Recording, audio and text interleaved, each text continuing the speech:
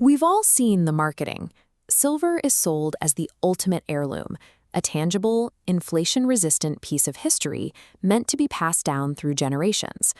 But giving someone a physical asset means you are immediately transferring a physical responsibility. The recipient now has to figure out how to securely store the item, commit to keeping it maintained, and eventually navigate the complex process of turning it back into cash if they need the money. Unlike a digital stock transfer, base metals occupy physical space. Secure storage often requires renting out a safe deposit box or installing a heavy-duty vault. If you ignore these realities, your gift does not create a legacy, it creates an unwanted burden. We aren't here to debate whether silver is a good investment. Our goal is to break down the exact trade-offs of different silver formats, allowing you to match the gift to the recipient's daily reality. We will evaluate 3 primary categories: sovereign bullion, sterling homeware, and retail jewelry. To evaluate these options, we will use a metric mapped out on this scorecard called the hidden frictions of hard assets. We're looking at 3 specific demands: storage, liquidity, and maintenance. Each category of silver demands a different level of effort across these 3 areas. The only way to ensure your gift succeeds is to align the specific friction profile of the silver with the recipient's lifestyle. Category 1 is sovereign coins and bullion. This is the purely pragmatic, wealth transfer approach to gifting silver.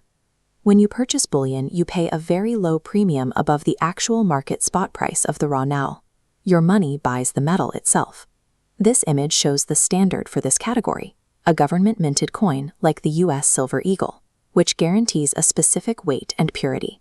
The recipient gets a highly liquid, universally recognized asset. It accurately tracks metal markets and can be verified by any standard dealer.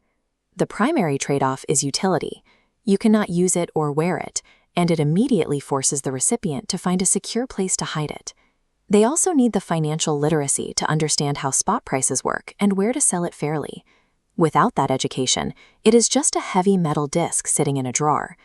Bullion is excellent for transferring actual wealth, provided the recipient has the storage space and the financial knowledge to use it. Our second category is sterling homeware and flatware. This represents the traditional heirloom approach. With homeware, you pay a massive craftsmanship premium. The cost far exceeds the base value of the melted silver, paying instead for the ornate, swirled details and artistry you see here. The outcome is a functional, highly visible item that carries immense sentimental permanence for a family. However, this category comes with a severe maintenance debt. Modern convenience does not apply here. These items cannot be run through a dishwasher or left sitting out passively without deteriorating. Preserving the aesthetic value requires literal, physical labor. The recipient must regularly apply polish by hand to keep the tarnish away. If your recipient is a minimalist, or moves frequently, or lacks free time, this mandatory chore will clash heavily with their reality. A full set of traditional flatware also requires a massive physical footprint, housed in heavy, bulky chests that demand dedicated cabinet space. Homeware offers unparalleled beauty, but because it imposes a mandatory physical chore, it is highly risky for modern, low-maintenance lifestyles. The final category is silver jewelry and small personal keepsakes. This is a purely aesthetic choice. This chart breaks down the financial reality of retail silver. When you buy jewelry, up to 80% of the retail cost goes toward brand markups. Only around 20% reflects the intrinsic metal value. Because of this ratio, jewelry is a terrible store of wealth. The scrap value the recipient would receive if they ever need to liquidate is a fraction of your purchase price. What you gain instead is maximum daily wearability and immediate emotional resonance. The trade-off here is subjective risk. If you misjudge their personal style, the item will sit in a box, becoming an unworn liability. Gifting silver jewelry means you are buying subjective art for immediate enjoyment, not transferring a long-term financial asset. The success of a silver gift comes down to matching the format to your recipient's capacity for friction. We can map this out using a decision flowchart, starting with the recipient's lifestyle and leading to the correct silver format. If your goal is strictly wealth building and the recipient is financially focused, follow the optimizer path to sovereign bullion. Just ensure you educate them on its financial value so it isn't misplaced or undersold.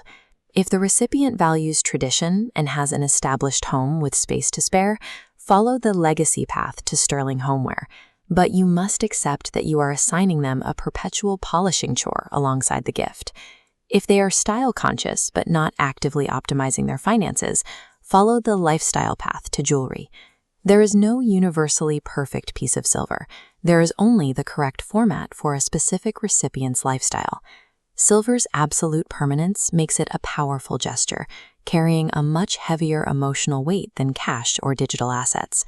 But because the metal itself is permanent, the friction of owning it is also permanent. Choose the exact friction your recipient is equipped to handle. That is how you ensure the gift lasts generations without becoming a burden.